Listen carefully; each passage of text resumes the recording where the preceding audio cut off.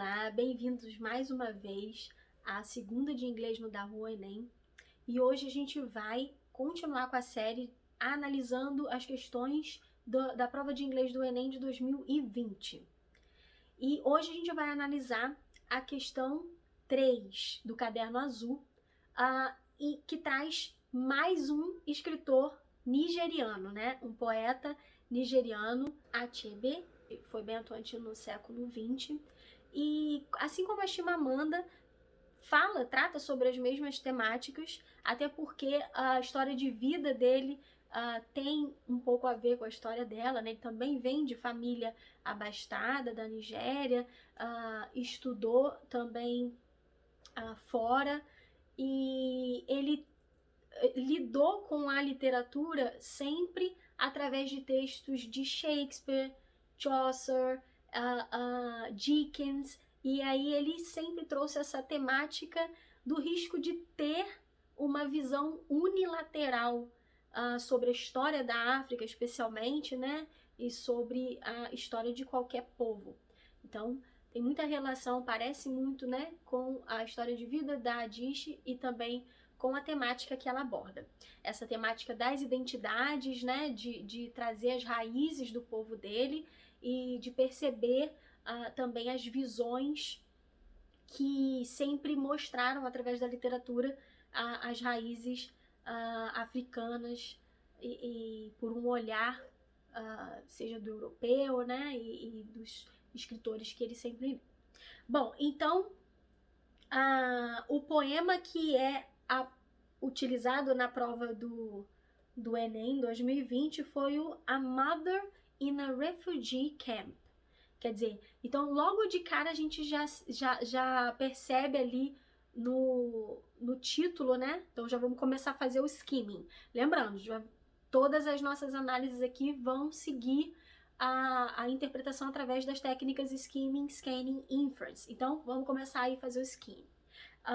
Para fazer o skimming a gente não tem uma imagem, lembrando que tem imagem, primeiro que eu interpreto é a imagem.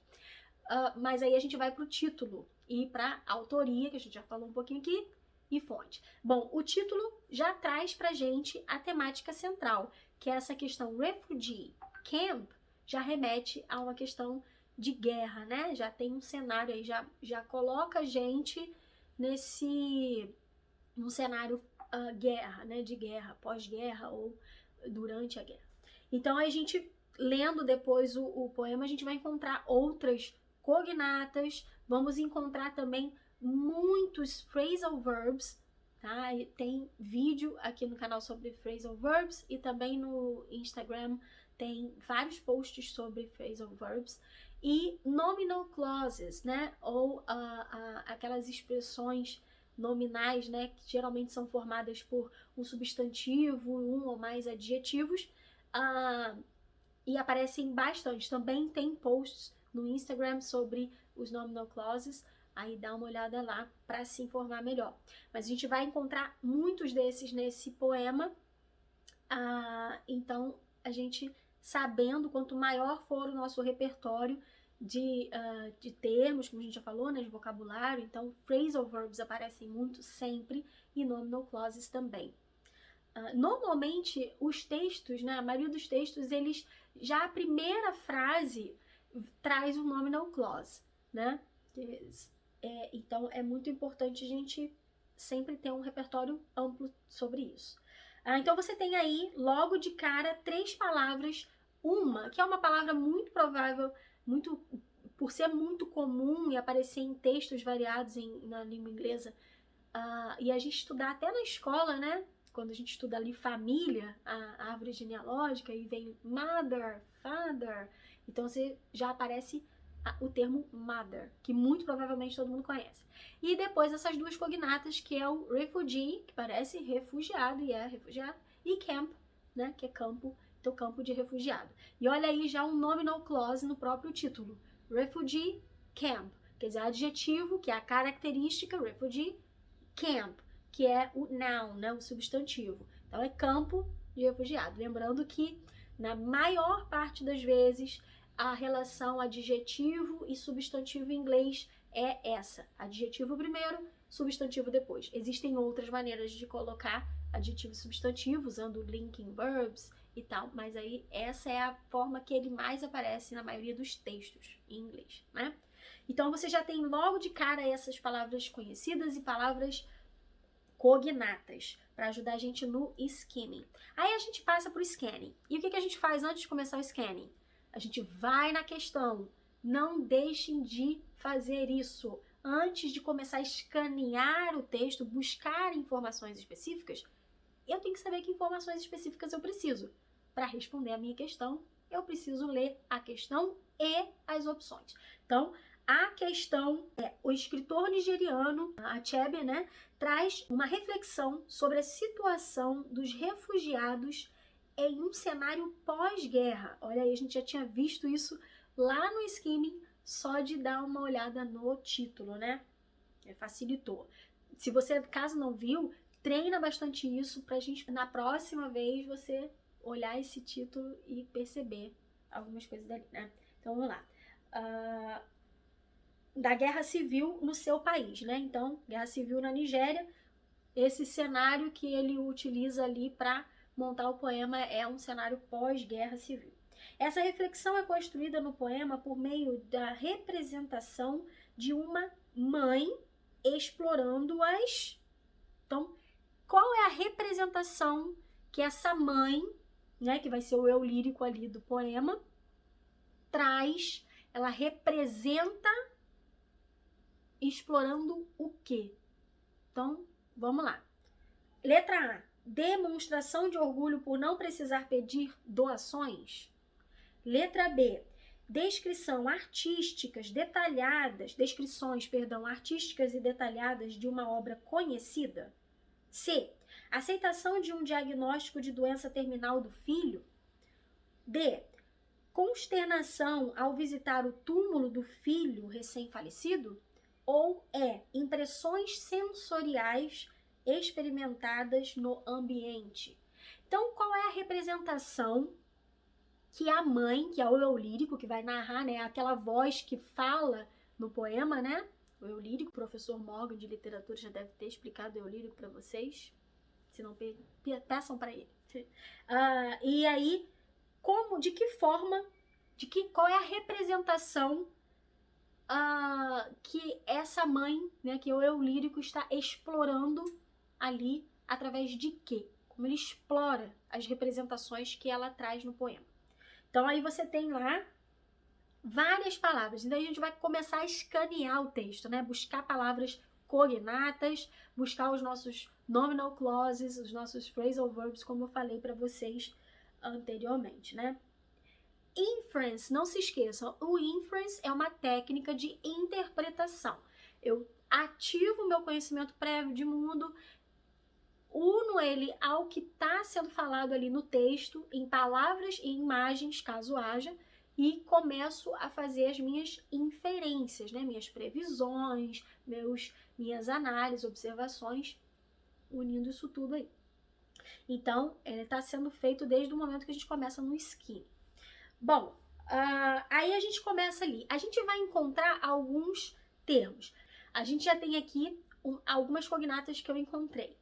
Por exemplo, odors of diarrhea, memory, possessions, consequence e flowers. São cognatas, todas elas se parecem e têm o significado com os quais elas se parecem em português, né?